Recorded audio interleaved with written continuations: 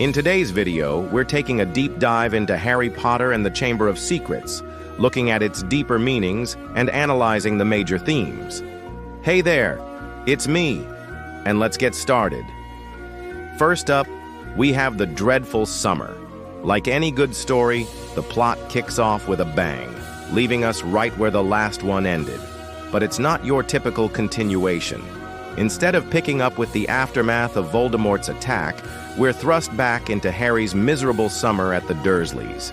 This might seem like a random choice, but it's actually a masterstroke.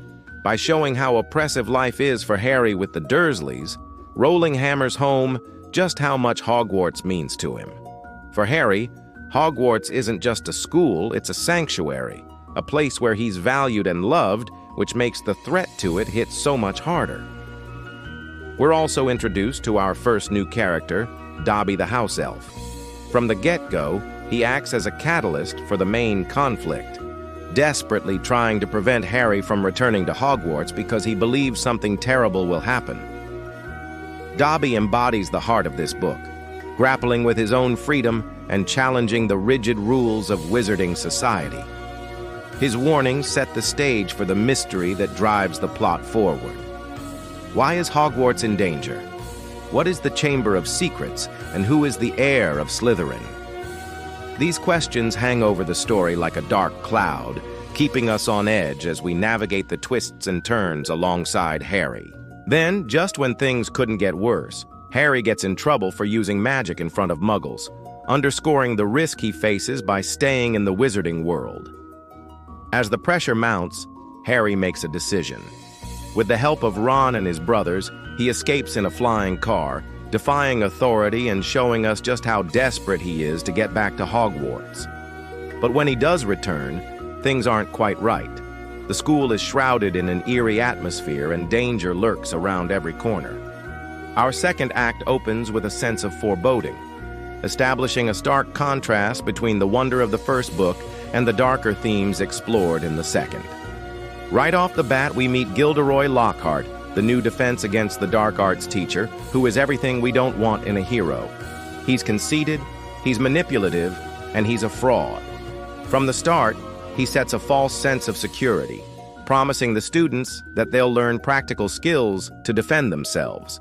This is a cruel trick, because in reality, he knows nothing about the dark arts. Lockhart is more interested in his own image than helping his students, a reflection of the self-absorption and vanity that permeates the wizarding world. As if this isn't enough to make us suspicious, strange things are happening throughout the school. Students are being mysteriously petrified, their bodies frozen in postures of terror. And then the chilling messages scrawled in blood. The mention of the Chamber of Secrets and the heir of Slytherin sends a shiver down our spines. It's clear that this school year is going to be anything but ordinary. With each new attack, tension builds and fear grips Hogwarts.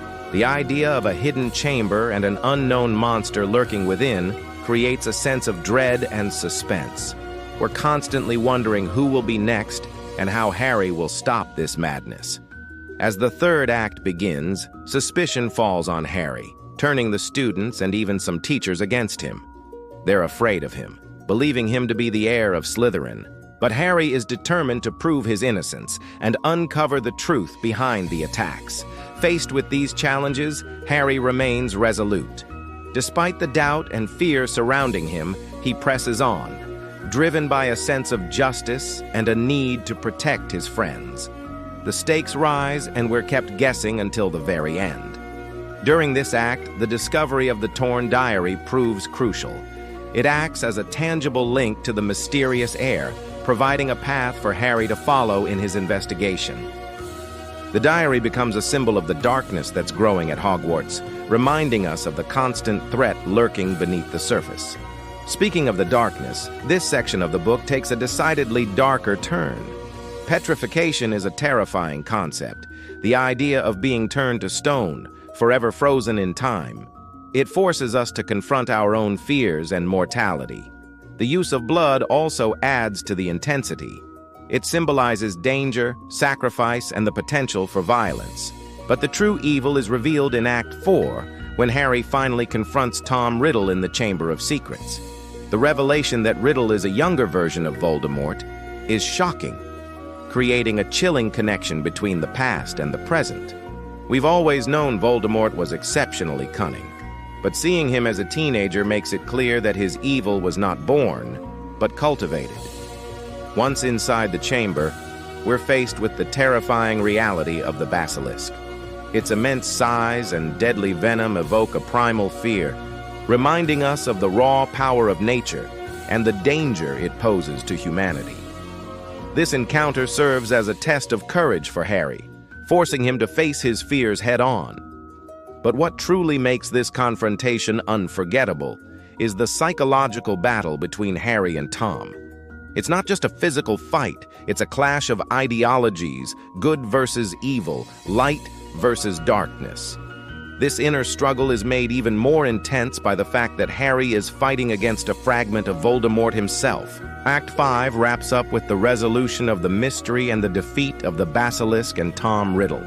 The relief and joy we feel are palpable, but not without a tinge of sadness. The victims who have been petrified are brought back, but they will never forget what they endured. This act reminds us of the resilience of the human spirit, but also the lasting impact of trauma and fear. Throughout the book, the symbolism is rich and thought-provoking. Take, for example, the diary. It's more than just a personal journal. It's a vessel for Tom Riddle's soul, a way for him to manipulate and control others. It represents the dangers of unchecked ambition and the corrupting influence of power. The Chamber of Secrets itself is another powerful symbol. It represents the hidden darkness that exists within Hogwarts and the wizarding world as a whole. It's a place where prejudice and fear have festered, allowing for unspeakable horrors to take place. One of the most compelling aspects of this story is the exploration of prejudice and discrimination. The attacks on Muggleborns highlight the deep-seated bigotry that exists within some parts of the wizarding community. It forces us to examine our own biases and the destructive nature of hatred. And let's not forget the importance of friendship and loyalty. Throughout the story, Harry, Ron, and Hermione's bond deepens. They face danger side by side, proving that true friendship can conquer even the darkest of fears. Their loyalty to each other is unwavering, making their friendship a source of strength in times of adversity. The ending of the book provides a sense of closure, but it's not without its own set of challenges. Harry's confrontation with Lucius Malfoy may seem like a small victory, but it comes at a cost. Dobby is put in danger, highlighting the sacrifices that are often necessary in the fight against injustice. Looking back at the entire book, we're left with a sense of hope, but also a sobering reminder of the challenges that lie ahead.